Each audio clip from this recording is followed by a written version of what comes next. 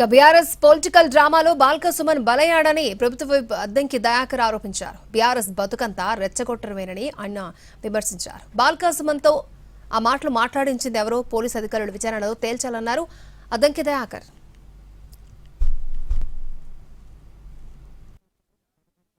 BRS party political డ్రామాలో సుమన్ పాపం ఈరోజు బలైనట్టే లెక్క నా దృష్టిలో. ఈ మాటలు అనిపించిన వాళ్ళెవరో తెలవాల్సిన అవసరం ఉంది. ఇది బీఆర్ఎస్ పార్టీ ఎత్తుగడ.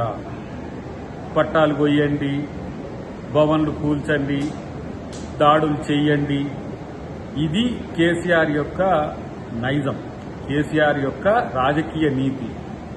కాబట్టి ఆయనకు తెలిసిన రాజకీయమే ఆయన కొడుకుకు చెప్తాడు. ఆయన కొడుకుకు చెప్పిన రాజకీయమే మరి సుమన్కి చెప్పిండా. ఈరోజు తనను ప్రేరేపించింది ఎవరో కూడా తెలుసుకోవాలి. మీ బతుకంతా సెంటిమెంట్తో రెచ్చగొట్టడం తప్పితే ఇంకేమున్నది.